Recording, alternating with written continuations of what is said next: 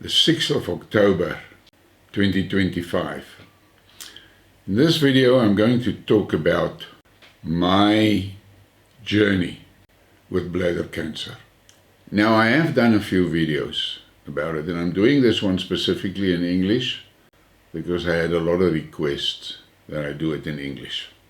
And I'm going to give you an oversight of my journey. In December 2024, I noticed that I was sporadically peeing blood, basically. And of course I was worried, but I think true to the nature of most men, when there's a problem down there, they don't talk about it. And I carried on. I used the X39 LifeWave stickers. I've been using it for almost 3 years. I added the ayon and glutathione because they claim that those things can fight infection. So, alright, I was using that. But then, by April, things got serious. And I went to see my house doctor, and I showed him this image. And I said to him, this is what my toilet looked like this morning. He looked at it and he said to me, okay, let's do some urine tests and blood tests, and then you must get to a urologist. So 3 days later I went back for the results of the blood tests and the urine test, and he then gave me a letter of recommendation to a urologist. That was it. My wife then tried to get me an appointment, and the quickest they could see me here in Nelspruit was 18 days later. When she gave me the news, I just showed her this image again, and I said to her, I'm not going to make it for another 18 days. At that point, I was pale, ash grey basically, and my skin was becoming translucent almost. And I realized I'm losing too much blood. Now, I've got no solid proof of it, but I'm a fairly intelligent guy, and my estimates was I was losing between about 100 and 120 milliliters of blood per day. And I realized that this cannot go on for 18 days more. I'll be dead if it ever. So I showed this image, shared the image with a WhatsApp friend of mine in Pretoria, this is a doctor, and he said to me, you must get to a urologist urgently. And I told him what the story was here, and he said, I'll come back to you. And about 20 minutes later, he informed me that he gave me a number and said, call this number, and the receptionist is waiting for your call. That was on the Wednesday afternoon. So I phoned the receptionist and we made the appointment. The urologist said he can see me on the Friday morning, 6:30. So I traveled up to Pretoria and I saw the urologist, and he did a sonar and he did a physical on me, and then he said to me, I need to get you into theatre ASAP.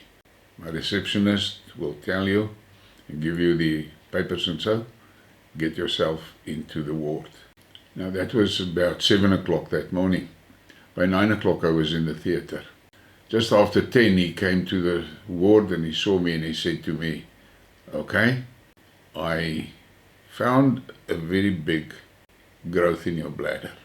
I have scraped, but I didn't want to get through. I was scared of going through the bladder wall. I first want a CT scan, and we must wait for the pathology before we're going to carry on. So by about within an hour and a half after the procedure, I was at the radiologist for the CT scan, and he said he's going to keep me in the hospital for another 4 days. So by the next Tuesday I was discharged, and on the Wednesday the receptionist called and said I must come and see him on the Friday again for a consultation. At that point I shared what I knew on my channel, and one of my channel supporters insisted that I see a wellness consultant before I make any decisions. And okay, I phoned the guy and I said to him, listen, okay, I have got an appointment with a urologist at 9 o'clock on the Friday morning. And he said to me, okay, I'll come back to you.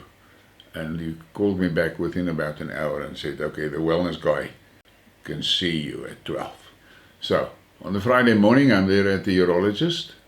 My oldest son went with me, and I'm sitting there. And the guy basically gave me a death penalty. This was a CT that he shared with me.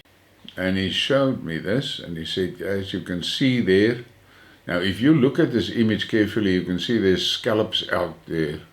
But just below the scallop, you can see the bladder wall. It's been dented in. And then there's those arrows.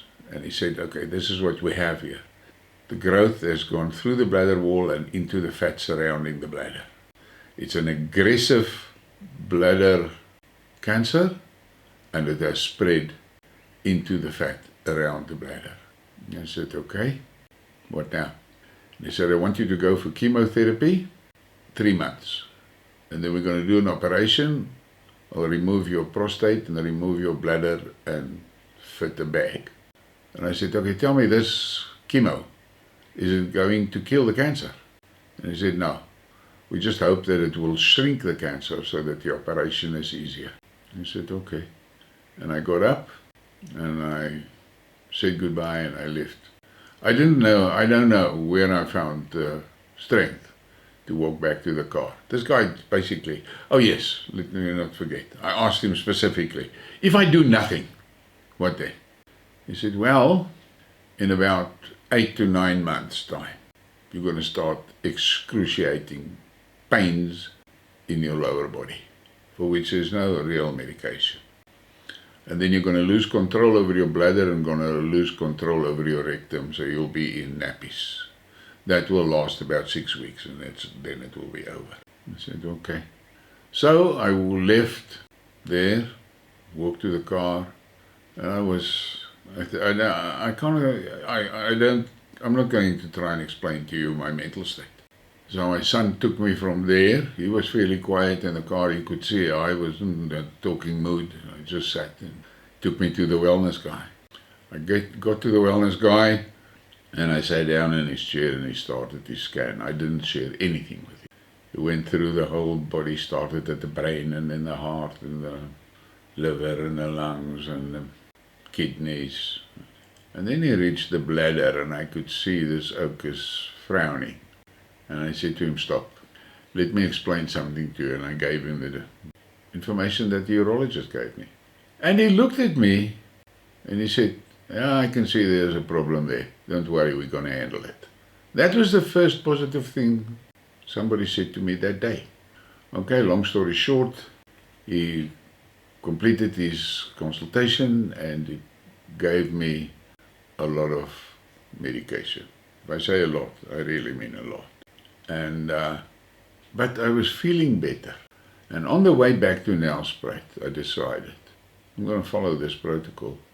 First of all, the chemotherapy is going to bankrupt me and my wife.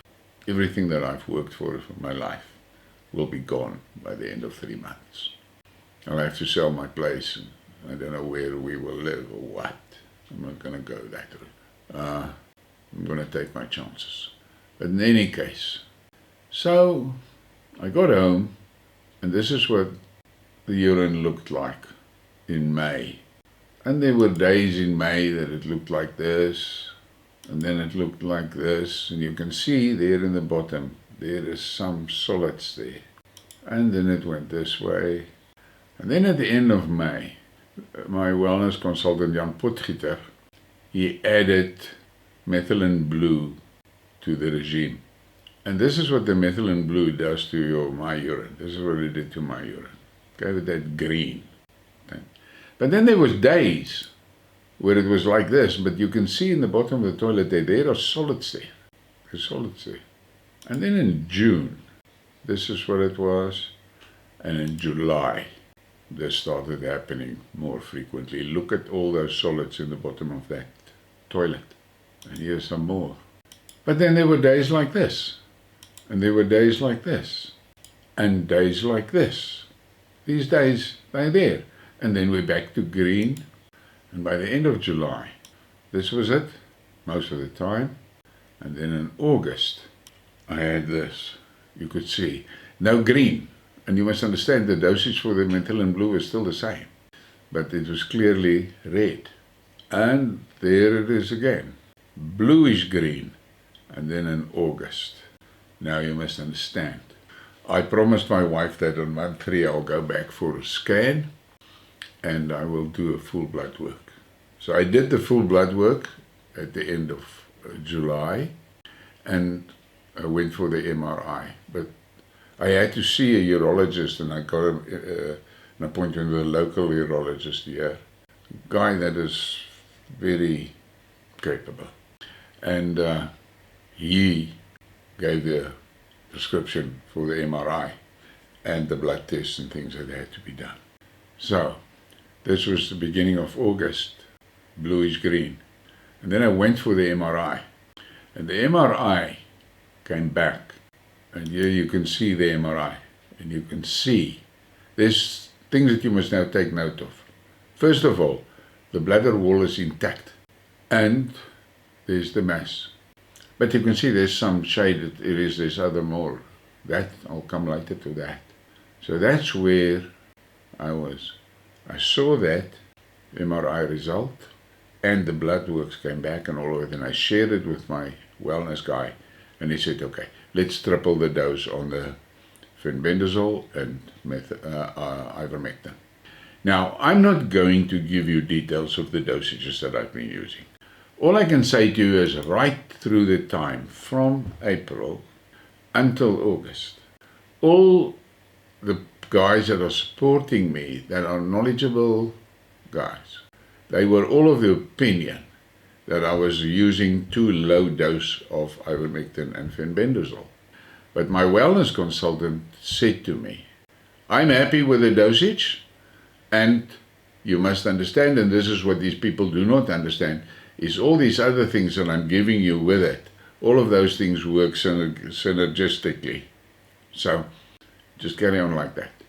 And then when we got that MRI back, and it was clear that the cancer, there was no longer any cancer outside the bladder.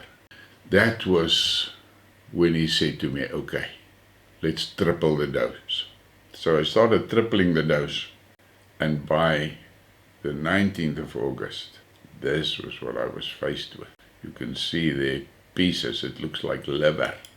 And here, look at that. And this is what the urine looked like. Last week in August, look at that.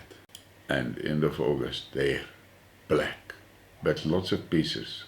But you can see the urine is not translucent, you can't see the pieces. I see the pieces flying while I'm peeing.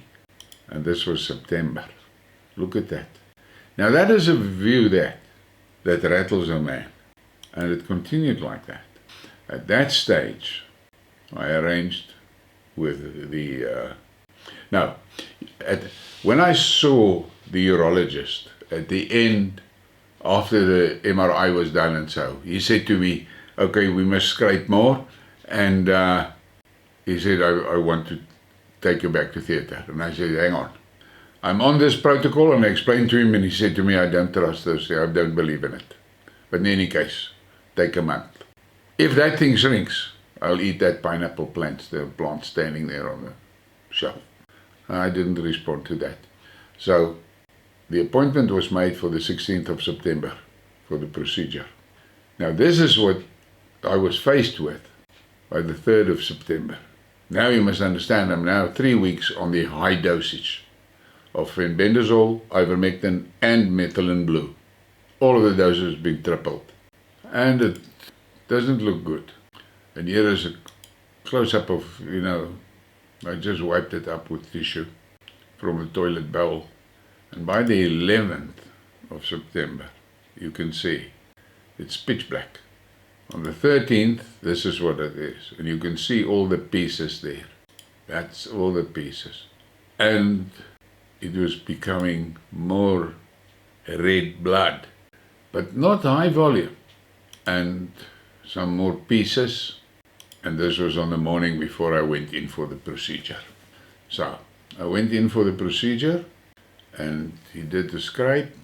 When he saw me in the ward afterwards, he explained to me, and he said to me, listen, I I'm not going to say 100%, but I am very confident that we've removed everything. I said, okay. And he said to me, but you must understand, there were spots that I scraped quite deep. I went into the muscle of the bladder. And that's the reason I want you to carry this catheter for at least 10 days. Because I don't want the bladder to be pushed under stress from stretching while it's scarred like this. And I want you to keep the bladder in for 10 days at least, and then you must come and I'll remove it, and then we'll discuss the next steps. And by then I would also have the pathology back. I said, okay, I tolerated that. That catheter was pure hell, and I suffer a lot from catheter spasms and so forth, but okay, that is not part and parcel of the thing. So I went back to him to see him 10 days after the operation. That was on the 26th of September. Let me just confirm. No, 25th of September. That was the day that he removed the catheter, and he discussed the pathology with me. And he said, look, got the pathology back, because before the procedure I said to him, whatever you do not scar me, you don't cut shit out that you don't need to cut out. You remove nothing that's going to maim me, okay? And he just laughed and said, no, man, I know what I'm doing. I said, okay, I trust you on that. I'll have to take your word for it. So, and he said the pathology is back, and he said it was low-level bladder cancer localized. And I said, what? That first diagnosis was highly aggressive, and it penetrated the bladder wall into the fat. And then he said to me, yeah, but I think that sample was too small. I said, okay. How much did you remove? And he said, 15 milligrams. Oh, 15 grams. I said, what? The first guy took out 35 grams. How can you say that sample was too small? And he looked at me, and I thought, let me walk away from this one. And I left it at that. The only thing that was good news for me, it was now low-level, non-invasive. Now the question you have to ask yourself is, how did it go from highly aggressive invasive to low-level localized? How did it get there? It can only be the protocol, any case. And then I said to him, and then he said to me, I had to scrape about 80% of your bladder surface. And I realized immediately I'm going to suffer like hell. Because with that large part of my bladder being scarred, it is going to be excruciating. Because every time the bladder fills up and it stretches, it's going to be nightmare. And when I pee and the bladder empties and it contracts, it's going to be pain. Because there's scarred muscle that needs to contract. And I mean, that's how I experienced it. When I start the stream, it was not too bad, but as it comes to the end of the stream, that's when the bladder is now collapsing. That's when the referred pain hits me and the spasms. It's excruciating. But I went through that. The thing that is, for me, to be thankful about, this guy is confident he has removed everything. And the pathology, confirmed. It's a low-level, non-invasive. Now I'm a 73-year-old guy. So, all I'm going to say about this is I trusted this urologist to handle my bladder with care. And he confirmed to me at the end of the procedure that he made very sure that he took everything that he could reach out. Now, here I am. It's now almost 3 weeks after the procedure. The discomfort level is about 20 to 30% lower than what it was at its peak. And I understand that I have to be patient and allow the scars in the bladder to heal. The thing that is, to me, fantastic is I'm not pissing in my pants. I'm not wetting the bed. I've got full control over my bladder. And that's it. Now, if I took the advice of that first urologist, I would have gone through the 3 months of chemo, and who knows what all the side effects of that would have been, and I would have now been without a bladder, without a prostate, and with a pee bag hanging from my ribs, most probably in a wheelchair, most probably dead. That is what would have happened to me. I chose to take the natural route, and here I am. You see me. I've got a healthy appetite. I feel well. Yes, I've got this discomfort in my bladder, but that is now part and parcel of the fucking process. I'm not sick. I'm not lying here suffering. I have this nuisance, but that will go away. So, I can say I am extremely happy that I chose the natural way.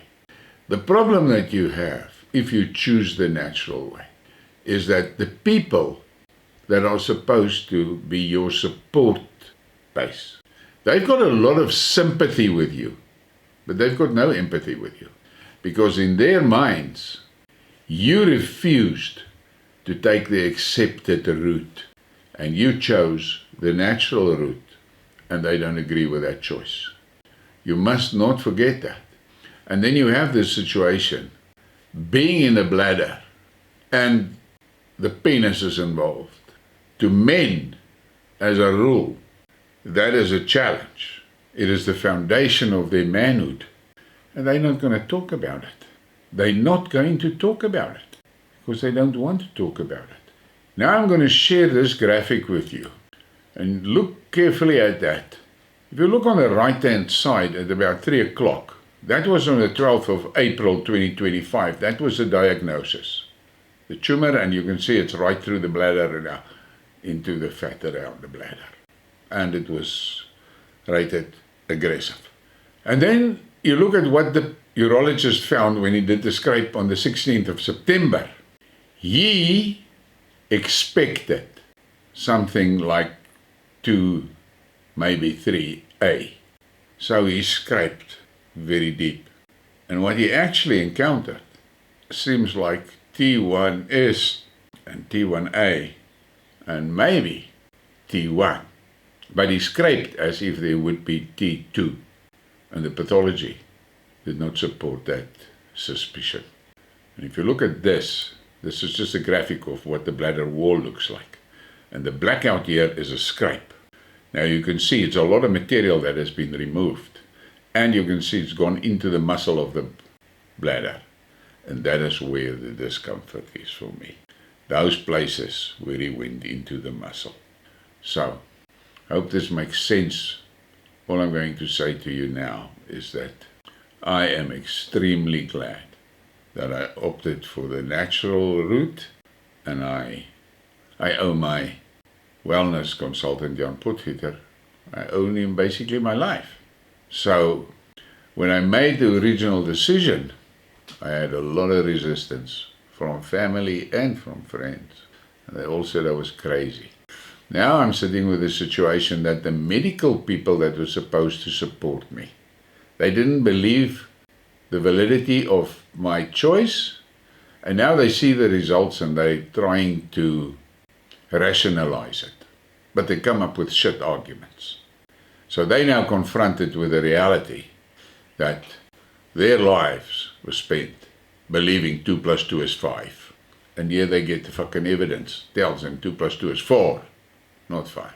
And they will have to make serious adjustments to accept 2 plus 2 is 4. Otherwise they will just continue living like 2 plus 2 is 5. But that's not my problem. That is not my problem. That's their problem. The reality is, I'm not telling you just stories and giving you facts, things that you can check, things that is visible. And I specifically made no mention of my spiritual journey. I'll do that in a separate video, because the spiritual component is about 40% of this whole journey. So, if you find any value in it, please share the thing. And always just remember, a man that goes down this route is going to be extremely lonely, and he will need to be mentally very strong, not to fall into a place where he doubts his choice and he don't stick to the plan. I have stuck meticulously to what Jan prescribed and took it. I mean, it was hell. Someday, I've showed you pictures of the tablets, the pills, the number of pills that I had to take. It's massive. I'm going to give you another view. That was my breakfast pills. Then at lunch it was a little bit less, and then at dinner time also a little bit less. But it's a hell of a lot of pills for a guy that is not a pill drinker. So, I hope you enjoyed it, and I hope there's value for you. Please give me a like and a subscribe and share the thing. Thank you for your support.